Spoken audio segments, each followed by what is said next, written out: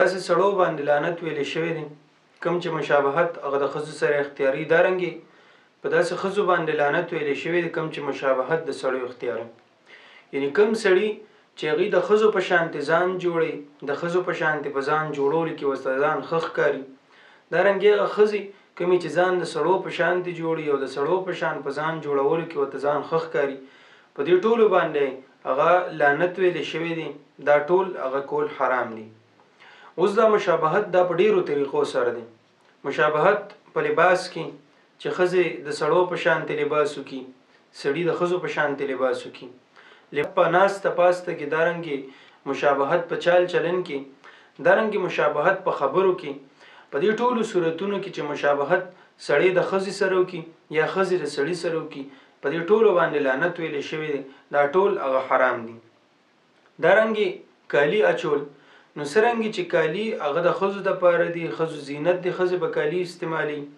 دارنګې د سرو زرو کالي هغوی استعمالي، ګوتمې استعمالي. اوس دغه د سرو زرو کالي استعمالول د سړي دپاره حرام دي. د سړي دپاره د سرو زرو ګوتمه اچول دا حرام دي. دارنګې د سرو زرو ګړۍ استعمالول دا ټول حرام دي. په حدیث مبارک کې راځي د عبدالله ابن مسعود رضی الله تعالی عنه روایت دی. هغه فرمایي چې نبی علیه السلام فرمایلی دي چې الله لعنت ویلی د په هغې سړو چې د ښځو سره مشابهت اختیاري او په هغې ښځو باندې څوک چې د سړو سره مشابهت اختیاري. د دې د وجې نه سړي او د ښځې په منځ کې امتیاز الله راوستی دی. اوس چې سړي ځان د ښځو په شانتې جوړوي، نو دی په دې خپل پیدایش باندې گویا کې خفه دی چې زه د ښځه ولې نیم پیدا کړی.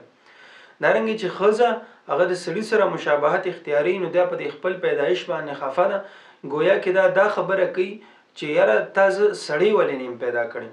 په دې ټولو صورتونو کې هغه الله تعالی په داسې انسانانو باندې، په داسې سړو باندې، په داسې ښځو باندې لعنت ویلی دی. که انسان په دې کې مبتلای د دې نه ځان وساتي، که دې د دې نه بچ وي، بل انسان په دې کې مبتلای دی هغه ته دا خبره ورورسي چې یلکه دا کار حرام دی، دا کار مه کوه، د دې نه ځان وساته، ځکه په داسې انسان باندې الله لعنت ویلی دی. نو ځان د الله د لعنت نه بچ کړه.